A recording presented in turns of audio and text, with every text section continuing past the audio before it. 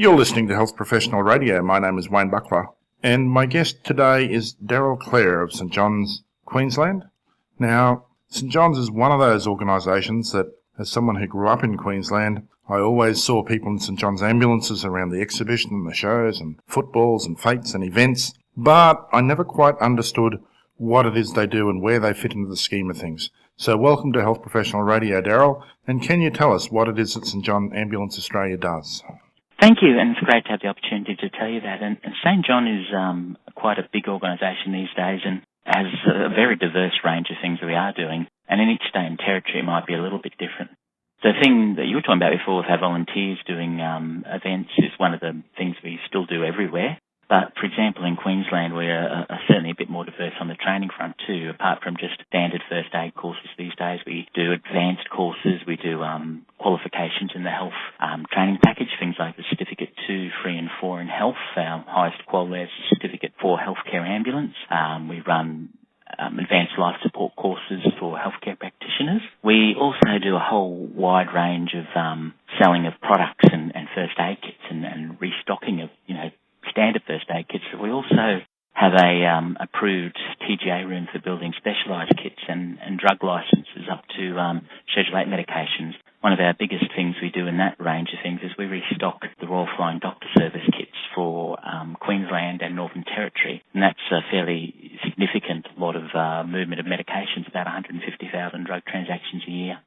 Wow, that's a lot broader scope of activity than I had imagined. With seeing volunteers around the school fetes.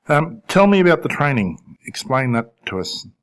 Yep, training from the very, I guess the basic level stuff like just CPR and provide first aid as it's called now, and it's something that changes all the time with accreditations and names. Years ago people remember it was senior first aid, now it's provide first aid. We then move up into some higher scope of practice like things like advanced first aid and workplace or occupational first aid, specialist courses like remote first aid for people who are out in the bush, and then into things like our qualifications, Certificate 2 Emergency Services First Response, which is someone who's basically a first responder, Certificate 3 Basic Healthcare, which is someone moving into sort of a base level medic, and the Certificate 4 Healthcare Ambulance, which is a fairly significant qualification. It goes right through all, high level patient assessment, managing patients, and basically these people are like the industrial medics that might work in mine sites and things like that. The beauty of that course too is we now have an articulation agreement into Central Queensland University's paramedical science degree with that, so it's quite exciting. I see, so that actually leads on to a tertiary qualification. Yeah, it's something we wanted to really achieve, offer a different pathway. It's great for some of our people too who mightn't have got the education that they needed to get in through normal ways. They can work through this way. It makes them really job ready when they get there too, which is good. Now I see on your website some astonishing figures like 212,000 hours of voluntary first aid and community services and 1,000 first aid volunteers. Talk about the volunteering side of it for me. Yeah, the volunteering side is big, and it's something we're very proud of. Apart from my corporate role, I've worked for several years in the volunteer role as well, and I love doing it. We'll have tomorrow we'll probably have several hundred people across Queensland, for example, doing Anzac Day event. Our volunteers start off with just basic first aid. We then have a level called First Responder, which has that Certificate 2 Emergency Services First Response. They deliver reasonable quality care, very good care. And they have a few basic medications now. They can even administer adrenaline auto-injectors and methoxyflurane for pain management. Our next level up is our advanced responders, and they have a Certificate 3 Basic Healthcare. They're quite skilled people in their roles, and they assist everywhere. Duties we do all over the place, from concerts you may see us at to fetes to, as I said, tomorrow Anzac Day. They do a lot of great work, and not just in that first aid and events, but also in disaster relief. For example, the floods recently, Cyclone Yasi, and the floods in 2010-2011. We did probably nearly a year's worth of hours and treatments in that space, that short space of those events, because we had so many people on the ground. So they're a great resource and do a lot of great work in the community. Now, how do people become volunteers? They just have to contact us. They can come through the website. They can give us a call. What we do is we work out their best location where it's going to suit them both from a geographical perspective, but also what's going to probably be the best night for them. They may have study commitments, things like that. And then they can join one of our divisions. Once they're in one of our volunteer divisions, the division then takes over and does all the training, gets them ready, uniforms them, and gets them out there. It's also really great these days for a lot of healthcare professional students who, because of the sheer numbers going through the system, they can never get as much hands-on time as they need. And a lot of students join as volunteers to get that experience and that hands-on work. Now, Darryl, what's the age range for that? You mentioned students. How young does this go and how old does it go? We have a youth cadet section, which starts off quite young. I'll have to find the exact age in a minute for you.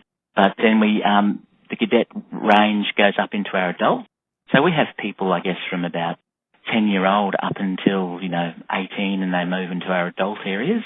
And so all through there's opportunities that they can do qualifications and get lots of good first aid experience. And apart from the healthcare type qualifications and training we do, and people also do training in management. They do the Certificate 4 in frontline management. Some of them go and do the Certificate 4 in training and assessment, so they can actually deliver first aid training back to the rest of the people in their divisions. Right. Now, you mentioned the website. If we mention the website, we really should give the address. What's the address for your website? Yes, www.stjohnqld.com.au.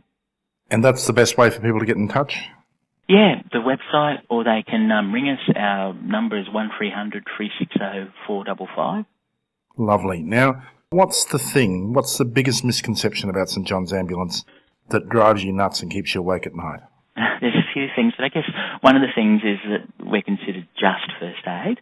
Now, we do first aid, but we actually do a whole other scope of things commercially as well. We do right up to paramedics, nurses and doctors in both our volunteer role, and we also have paid healthcare professionals. We've just finished one of our biggest projects where we were doing the support to the coal seam gas line, all the medical support from Injune to Gladstone. That encompassed 3 medical centres with, I think it was about 8 to 10 nurses and up to 20 paramedics and 10 ambulances running over about 600 kilometres. So we have a fairly wide scope of what we can deliver. And as I said before, things like the Royal Flying Doctors Services medical checks, there's a wide scope of things that we do. People just don't seem to understand that we're more than just first aid. I certainly fall into that category myself. I'm guilty as charged. Now, you're a not-for-profit organisation, but you do commercial work, is that right? Yeah, and the commercial work that we do funds our charity side.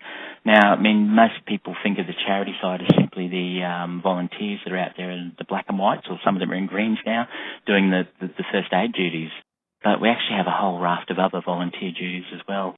Our community services area has some very big projects as well.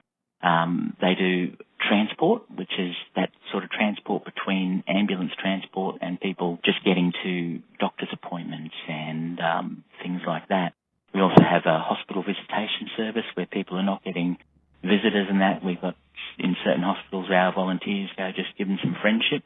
Then we have a service called Silver Cord, which is volunteers who every day will make phone calls to people who are, again, not getting any contact. And sometimes they're just friendship type calls, and other times they're security calls where they're ringing to make sure these people are okay. And we've had some lives saved with those programs, which is really great. But also just a lot of people who might be sitting in a hospital alone are just getting some company and some visits. So those sort of things. We also support some activities with the Jerusalem Eye Hospital, in back to sort of some of our beginnings where we fund to get doctors and nurses over there, and programs in Timor and Northern Territory where our ophthalmic area of the organisation is sending doctors and nurses to help where there's lots of eye disease. Darryl, fascinating to talk to you about the St John's organisation and a much wider scope of activity than I had imagined.